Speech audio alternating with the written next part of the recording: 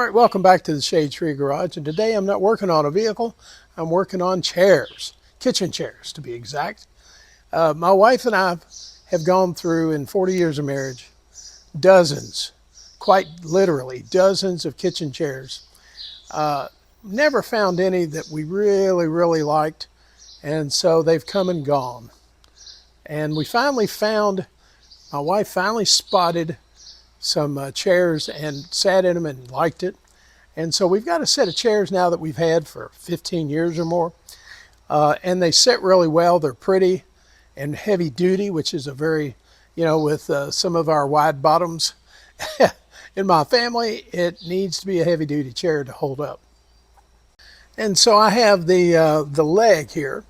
The weak point on these chairs are hell built for stout, except the attachment points for the front legs.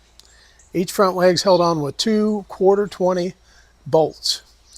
Now the bolts are fine. The problem is that, and I don't know if you can see this or not, this little stamped insert. This is the thin sheet metal insert that's threaded, obviously, that it is tack welded into a hole on the seat frame, underneath the bottom of the seat frame, and it's threaded for 1/4-20, and it's got 2 spot welds on each end, and that's what holds 2 of those is what hold the leg on. Well, those work, and those have worked fine generally, except if there's any play in that leg, it puts extra stress on those spot welds, and the damn spot welds will fail. It'll just tear loose like this one did. So I have over time fixed them. The first one that failed, I didn't have a working MIG welder at the time, and I brazed the leg back onto the tubular, the square tubing frame, and that worked okay. Not real pretty, but it's hell bent for stout, that's for sure.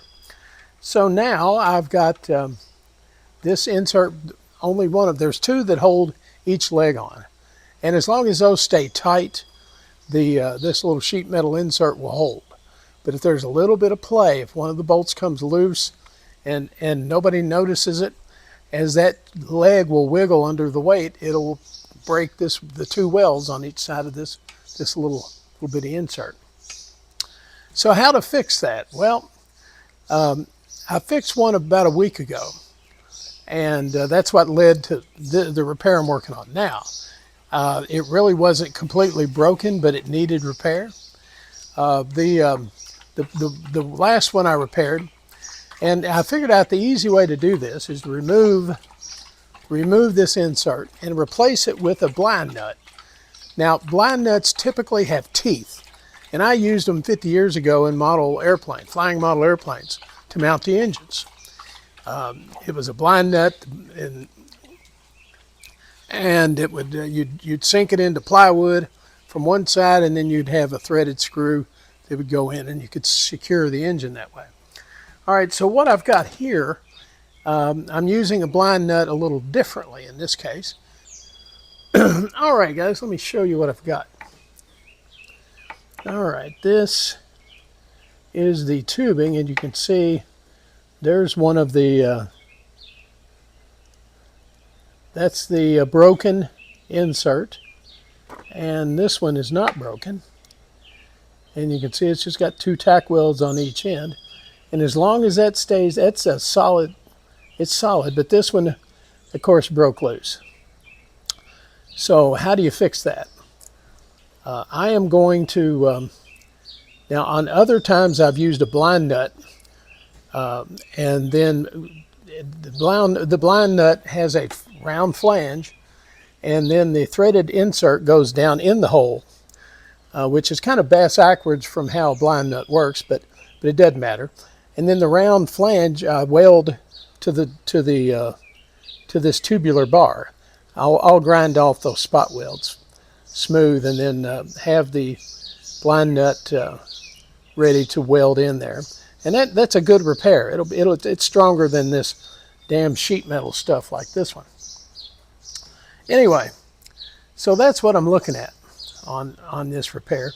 Now, I went back to my hardware store yesterday, which is Saturday of Memorial Day, and they closed early, so I wasn't able to get the blind nut I wanted. So I went on Amazon, and I couldn't get blind nuts that didn't have teeth on that round flange. And I didn't want teeth. I wanted a full round flange. Anyway, so I got what's called a jack nut. And a jack nut is similar to what you use for a drywall anchor. The drywall anchors that you stick into drywall, and as you tighten up, the rear part in the drywall expands to hold the fastener tight inside on the inside of the drywall. The jack nut is very similar to that, except it's designed for smaller, thinner materials.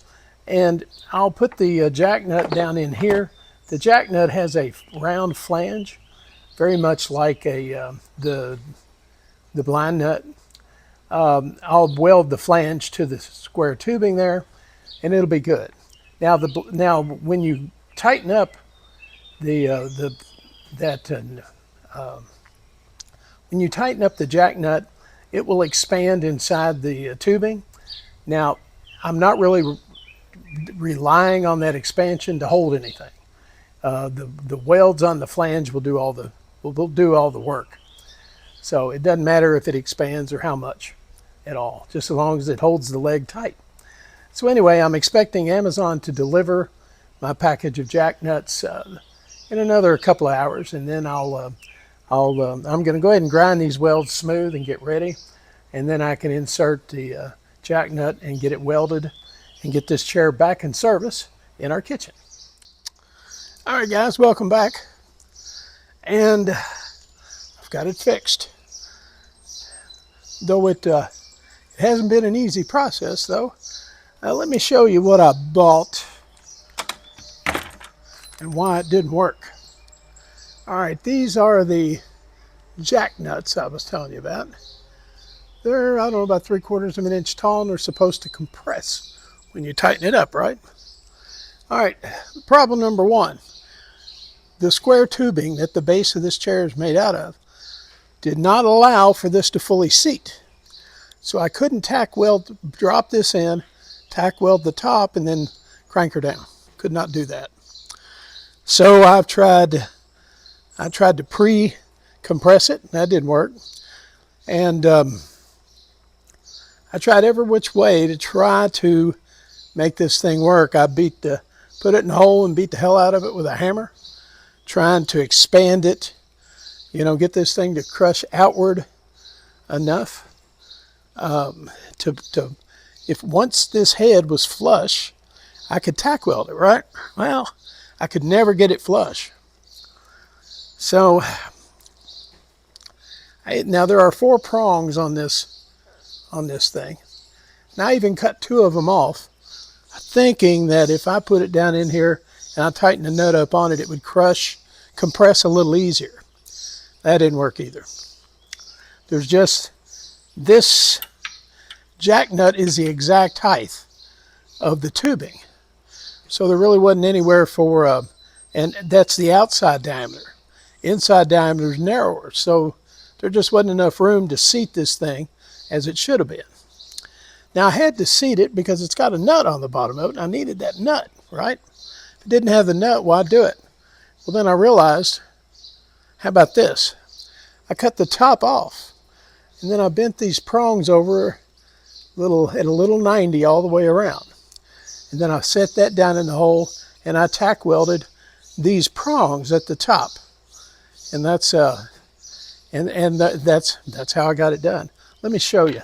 It's not the prettiest welding job I've ever done, but I'm just trying to get this chair fixed after all, right? All right, hang on. Let me get you turned around here. All right. So this is the final, well, I could probably grind that down a little bit. But the 4 prongs of this thing, I cut it off up at the top and bent them over in little tabs, and then spot welded those tabs. And that thing is stout. It's there. Maybe not as good as if I had that blind nut like before, but hey, I'm not complaining. This thing is in there and it's going to stay.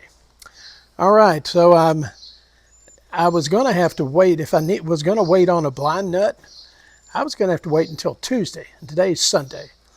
And I can't have this chair in pieces in my shop. And actually, it's right at the doorway of my shop, and I don't need it to get wet because it's supposed to rain next couple days. So time is of the essence on this little repair job. Now this one is fine. Well, I mean, for what it is, it's just sheet metal tack welded, but it's still tacked. So anyway, we'll put this chair back into service, get it reassembled, and then we'll wait for something else to go wrong. All right, that's it, guys. I'm going to put this thing together and put my welder away. Got it shut off, cooled, and so we're ready to rock and roll. All right, now this is called a jack nut. Available on Amazon. And I got 2 different bags of them, thinking that they were, one is slightly taller than the other, and both of them are too tall for this square tubing. It is exactly the height, the outside diameter of this height. If it was a little deeper, this thing would fit down flush. I'd tack it, and then that was my hope, but didn't work out that way. All right, guys, you know, leaves you scratching your head sometimes, but you know, sometimes you know, you figure out how to get workarounds, and this is mine. All right, leave your comments below. It's not a very pretty welding job, but I'm just trying to get this son of a bleep done today. Back in the kitchen where it belongs. All right, guys, well, thanks for watching. I'm going to finish this chair up, and thank God it's done. I didn't want to leave it in pieces here another 2 days waiting on parts. All right, thanks for watching, and we'll see you next time on another project, no telling what, here in the Shade Tree Garage.